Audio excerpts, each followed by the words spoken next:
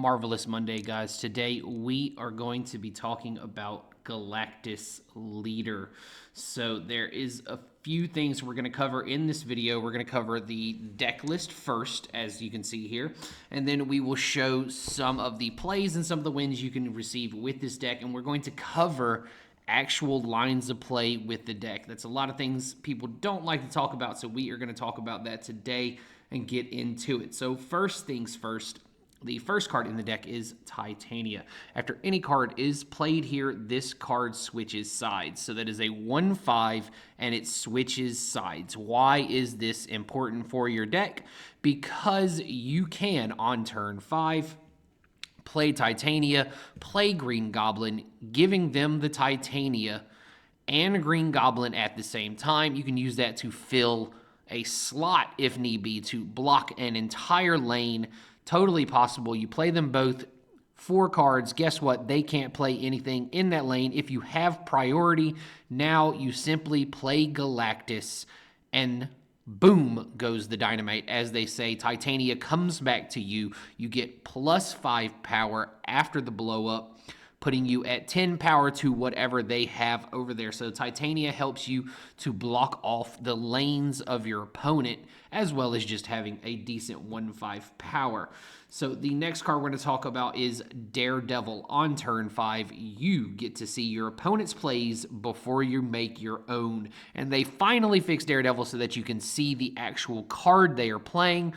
And honestly, it's just really, really ridiculous in this deck, because a lot of times you're deciding if you want to leader, you're deciding if you want to Professor X, you're deciding if you want to just go ahead and drop the Galactus. A lot of the times, if you have the Daredevil and it's looking good, you're going to want to snap on turn 4, because if you snap on turn 5 after they make their play, chances are they're just going to retreat.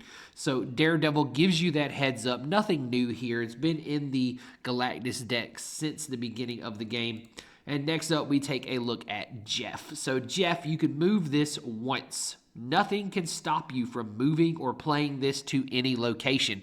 So Jeff is a fun card in this deck because it can help you steal locations on games where you don't go for the Galactus. That is the beauty of this deck. You don't always have to drop Galactus to win. So you can use the Jeff to steal a location. You can use the Jeff to play on Professor X or any other zones that you're not allowed to play on. So the Jeff itself is pretty strong. And another thing you can do with Jeff is bamboozle the opponent. A lot of people will get complacent. They won't realize that if you move Jeff, drop Galactus, you go boom and blow up everything, especially if they didn't read that you were on Galactus. So Jeff is a fun little card that has a few interactions in the deck, some being with Professor X, some being is just a little bamboozle for the opponent. Next up, we have Ravana Renslayer. This is an ongoing. Your cards with 1 or less power cost 1 less. Very, very good card here. This allows for you to drop Green Goblin and Hobgoblin at a lower cost and allows for better combo ability. So the Ravana Renslayer is an easy second turn. If you draw this card, just drop it. It's that great in the matchup. Daredevil is good, but reducing the cost of this would allow you to Daredevil on 4 and Green Goblin on 4. So it'll allow you to Daredevil and Goblin, and then turn 5, you get the Daredevil immediately without them even knowing. So you could snap, play Goblin, play Daredevil, and then go on to 5 as long as they don't retreat. And now you're getting to see their play, and you've neg 3'd one of their lanes. So it's a pretty powerful card. And of course, the Green Goblin. On reveal, switch sides. 3, -3. You give your opponent -3 power to make sure that your Galactus can go off if need be, and also just to win lanes and to fill up your opponent's zones. And then next up, we have Hope Summers. So Hope Summers is a 3/4 that after you play a card here, you get +1 energy next turn. So what does that mean? Well, let's say you turn 1, play Titania somewhere. Okay. Turn 2, you play Ravana Renslayer. Turn 3, you play Hope Summers. Turn 4, you can now play Hobgoblin on the Hope Summers to give yourself +1 energy and block one of the zones of your opponent. That is pretty powerful. So you can go straight into 6 energy on turn 5 just based off of the Hope Summers Goblin play. So what that means is you can either play the Galactus somewhere else. You can play the leader if you feel like if they're on ramp, you can try and leader and hit whatever their big card is going to be for that turn, etc. So it gives you more options overall and is just quite a powerful card that lets you unexpectedly drop the Galactus, because it also combos well with Jeff, etc. And people don't see it coming when they only see those cards. And then here's the card that usually gives away the fact that you are playing Galactus is Wave. On reveal, all cards cost a maximum of 4 until the end of next turn. So that makes every card in every player's hand 4 or less. If it's already less than 4, it will not increase like it used to, thankfully. All right, so this card is pretty powerful if timed correctly. So not only can this card go into Galactus immediately, but it can also wave. Your opponent goes, oh, I'm just going to drop my big boy because you're going to Galactus, and then you just play leader, and boom, you have their big card now as well. So it is a powerful, powerful card, and also in the discard meta, when they are going for the Lady Sif, it will make everything cost 4 and increase their chances of discarding Hela. So you have to time that wave correctly in that instance. So wave still has some good, how do you say it, like anti-meta purposes. You know, it's a meta card, so it's hard to say anti-meta purposes, but I think you understand what I'm trying to get at with that. So the Wave is a powerful card that allows for different combinations of play to happen. And then, of course, the Hobgoblin. He is a 5, -8 on reveal. Switch sides. This card is pretty self-explanatory. Giving your opponent -8 power is pretty ridiculous, and in some matchups it can just straight win you the game, especially if you're blocking off a zone. I had one game where my opponent tried to go Wong into Mystique into Zabu, and I had Daredevil, so I was like, okay, I'm just gonna Hobgoblin this lane, and whatever he wants to play next turn in this lane is gone. So his Zabu went off like 8 times, whatever it is, 4 times. And yeah, then I just Galactus that lane and won because he had not nearly enough power to survive. So it was pretty great. And, you know, nothing much else you can say about Hobgoblin. The card speaks for itself, in all honesty, with the -8. Again, it can clog up the opponent's zones so that they can't play a card.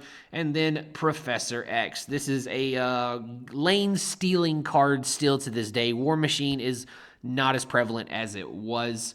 So Professor X ongoing, lock down this location. Cards can't be added, removed, etc. So Professor X can still completely win you games. It is still a very powerful card, even after the 5/1, even after War Machine, being able to totally just say, okay, this lane is mine. I want it. I only need to win one lane now. And playing Leader, where you'll just copy their biggest power card. If you're already winning a lane, it's pretty easy to guarantee that win, depending, of course, on what people are playing. So the Professor X is a crucial card and definitely should be in the deck. This next one is my personal choice. I went with Arrow. So Arrow used to be absolutely amazing, but is now just pretty good. So Arrow, on reveal, move the last enemy card played anywhere to this location. So let's say we turn 3, play the wave. Turn 4, they slam a big guy in the zone that you were setting up with the Goblin, etc., to try and block you out from playing Galactus. Let's say they Red Hulk that lane. All right, well, turn 5, we play the Arrow, yoink the Red Hulk back, assuming you have priority. Yoink Red Hulk out of the way, and it opens that zone for turn 6. The Arrow is really good still at stealing games. It's one of those cards that it looks like, oh, you play this there and there. Oh, no, I don't know what to do. And Arrow's just like, no, you're coming over here. Now this lane is mine. You can use it to block lanes, etc. It's overall still a pretty powerful card. I've seen some people playing Cannonball in the deck, but I built this version for the people who did not manage to pull Cannonball so that they can still have some fun with Galactus. So my favorite card in the deck is actually Leader. So on reveal, copy the enemy card with the highest power played this turn, but on your side. So Leader used to be absolutely insane, and he just copied every card your opponent played, but now it only copies the highest power cards, plural. So if they play 2 cards of the same power, you will get both. This actually came up. My opponent played Angela and then played Mirage on it, and after resolution, Angela was 2, Mirage was 2. My Leader also copied that and gave me an Angela and a Mirage. It was quite a spectacle to behold, and an important thing to remember about Leader is also going into turn 6, if you have Galactus, you're pretty much guaranteed to win if you Leader. Not always, though. I will put a clip in there where I ran into a situation where I was like, there's no way I can lose this. I played the Leader and I lost the game. I'll include that clip later. You can check it out. And then, of course, the final card, Galactus, on reveal if you're winning this location. And this is your only card here. Destroy all other locations. So Galactus hasn't changed too much. He's only had his power going up and down and around and, things like that. So the overall feel of this deck is to try and control the board, get priority for turn 6 if you can, and then use your other cards to win the game. Use your Galactus, etc. to trick your opponent. Be like, yeah, I don't have the Galactus. Or to simply go with the Leader play and say, oh, I'm dropping whatever you drop, I'm dropping. I have priority. That means I'm already winning 2 lanes. And it's tough for people to win when you have Leader. Leader, I think, is going to slowly come back into the meta more and more as people realize that with their big monster decks, there's so many decks out there just running lots of big guys. It's like, let me drop all these big guys. Well, Leader lets you steal those big guys, right? Leader is just another option. I believe it is popping up in Hella decks recently as well. You ditch the Leader and it comes back and you just get even more cards off your Hella.